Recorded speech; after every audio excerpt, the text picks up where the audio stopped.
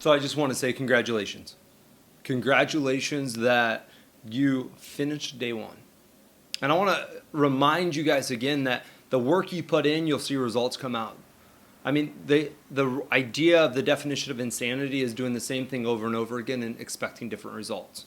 And right now, right here, the 30-day sober challenge is something different. You're doing something different. So when you actually put the work in and do something different, you're going to see different results. It's just that simple. It's how it works. So today is admitting. That's the topic of today. And the reason why this is such an important part is if we're unable to admit where we are at, then you're never going to be able to move from that place forward. And what I mean by that is I don't really care. I don't care if you call yourself an alcoholic, if you call yourself wanting to be sober free, sober as fuck, or whatever else is trending. I don't care about the wordage. What I do care about is the heart. What I care about is that deep down inside of you, you're able to stop today and you're able to journal this out, you're able to process this out, but you're able to accept and admit where you're at. Because what happens so often is inside of our subconscious, inside of our brain, we have a tendency to shut down this spot and not really accept or even begin to, what it is, we begin to lie to ourselves, thinking that, oh, I'm not really in this position or I'm not really in this place. When the truth is, if we're able to stop and look, you're probably here because in some way, some capacity, some form, alcohol hasn't improved your life. Alcohol has caused negative effects in relationships, in jobs, in your self-esteem. And so you have to, I'm telling you, you have to be able to accept it. And this was my thing. The idea of admitting or accepting.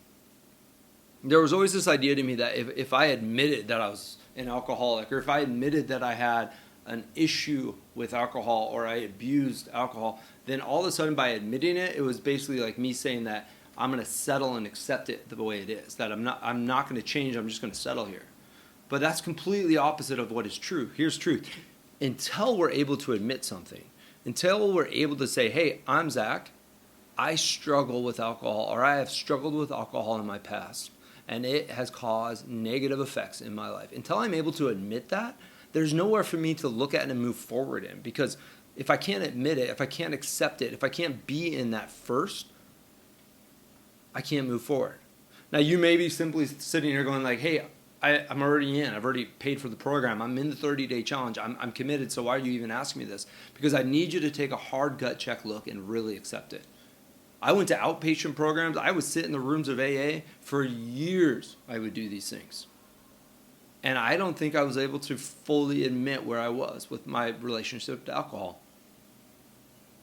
It wasn't until I was able to admit my relationship to alcohol had a negative effect across the board. There was no ands, ifs, or buts about it. It was a negative effect every time. Until I was able to do that, I still held on to this little bit of hope going, maybe I could drink. Maybe I can this time. Maybe I can have it just this once. Maybe it won't cause this much effect this time. Maybe it won't hurt my self-esteem this time. I held on to that. But it wasn't until I was able to fully admit that, hey, this does not serve me. This does not help me. This is not good for me. This is doing nothing for me. And I have a negative relationship when it comes to alcohol. So that is it, guys. That is my challenge for you today. I know it seems kind of like, oh yeah, I'm going to admit that I have. No, I want you to really gut check it. I want you to really be able to come to it and admit it.